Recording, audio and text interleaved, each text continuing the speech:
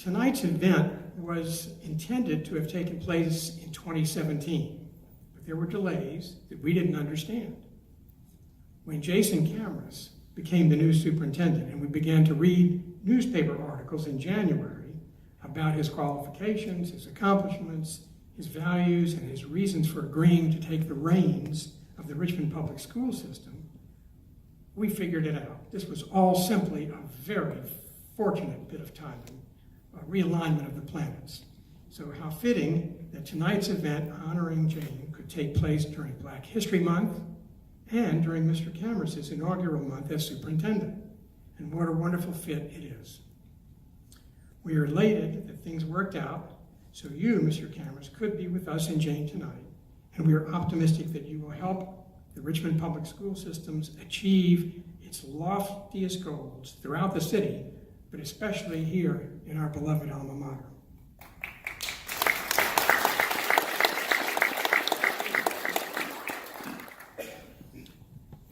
There are a few things that I want to share with you about Liz Doerr, the incomparable, wonderful, hardworking school board representative for the 1st District, before she comes forward to introduce the school board chair. She is committed to work, as you all know, she is committed to working with other leaders to ensure every child in Richmond has a ladder to success. She understands and works to gather other leaders together who understand the importance of investing in education. She is herself an extraordinary and effective leader. And the class of '66 would be honored if she would join our 55th reunion committee. I have no doubt that she would be our first. Thank you. But really tonight is about Mrs. Johnson and her family. So honored, privileged to be here. And just so privileged to be able to share this time with my good friend, Ms. Page, our board chair, who I think exemplifies leadership in our community and has really brought our board to an excellent level. Her deep commitment to equity in our schools is something that she's modeled for all the rest of us. I've learned so much from her, and I'm just so pleased that she'll be able to kick off our program. So thank you very much, Ms. Page.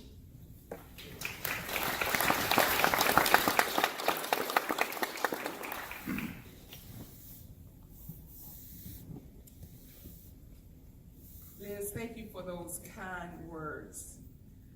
I am so honored to be here tonight to celebrate with you, Ms. Johnson, Ms. Cooper Johnson.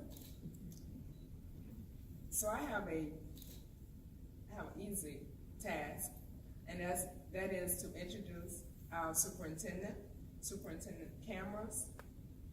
He's been on the job 3 weeks. 3 weeks. He brings such a wealth of experience and knowledge to the school district.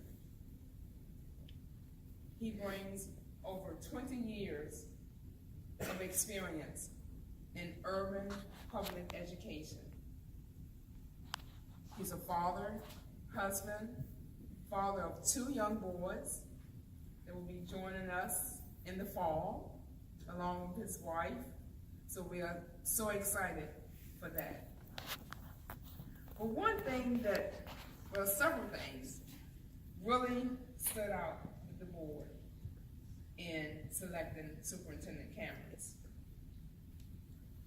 For those of you who may not know this, he was the 2005 National Teacher of the Year. National. So his nationally acclaimed work to attract, retain, and develop outstanding teachers and principals, along with his innovative efforts to improve instruction for all students. It really stood out with us. And his 3-pronged approach: excellence, engagement, and equity. And I think that is very befitting for this occasion tonight. So at this time, I would like to introduce Superintendent Cameras.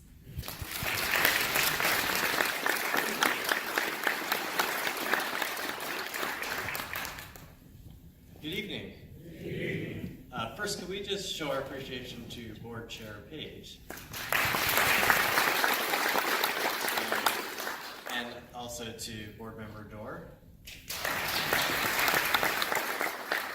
I consider myself extremely lucky to have this opportunity to serve the kids of Richmond and to do this work with the board. I have fallen in love with the city and fallen in love with RPS, and the work is hard, but to be able to do it with 9 people who are just so dedicated and so committed to making sure that every child in the city gets a great education is a true joy. And so I just want to publicly say how appreciative I am to the board and how excited I am to continue to work with you over the coming years. This is a huge, huge honor. I told Ms. Johnson I'm a little bit starstruck. Many of you probably don't know this, but I started my career as a teacher at a school called John Philip Sousa Middle School in Southeast DC.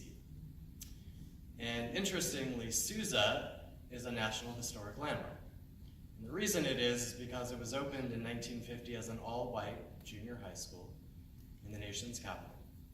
And a young man by the name of Spotswood Bowling, 11 years old at the time, wanted to enroll.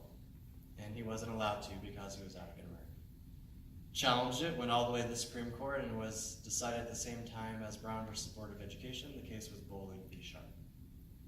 And I always wanted to meet Spotswood Bowling, but he had passed away prior to my time there. And I feel like I now have the opportunity to meet someone of equal courage